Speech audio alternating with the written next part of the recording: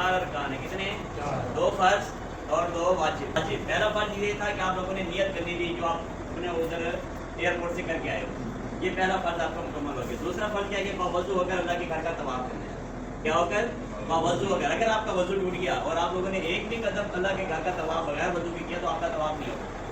اس چیز کا خاص خیال رکھنا ہے. سب کا وضو ہے نا.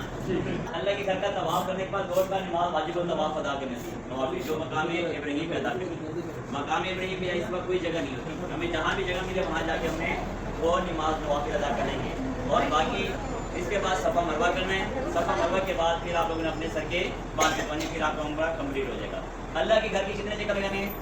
7 چکر لگانے ہیں. اور بسم اللہ اللہ اکبر اسے استلام کہتے ہیں. یہ کتنی مرتبہ کہیں گے؟ 8 مرتبہ. کتنی مرتبہ کہیں گے؟ 8 مرتبہ. تو 7 چکر لگانے ہیں. کوئی بھی دعا آپ کو آتی ہے وہ پڑھ لیں.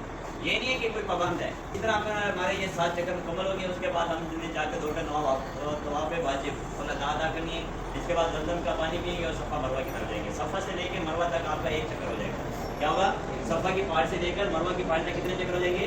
1. مروہ کی پہاڑ سے واپس صفا کی پہاڑ تک آؤ گے تو 2 چکر ہو جائیں گے. اسی طرح آپ لوگوں نے اپنے 7 چکر کمپلیٹ کرنے اور وہ مروہ کی پہاڑی کے اوپر ختم ہوں گے.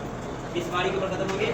مروہ کی پہاڑی کے اوپر ختم ہوں گے. اس کے بعد آپ لوگوں نے صفا کی پہاڑی کی طرف آنا ہے. اپنے گھر اپنے ہوٹل کی طرف اگر آنا چاہتے ہیں تو صفا کی پہاڑی کی طرف ہے. اگر آپ مروہ کی پہاڑ سے باہر نکلتے ہیں تو پھر بھی آپ کو صفا کی طرف آنا پڑے گا. ٹھیک ہے جی.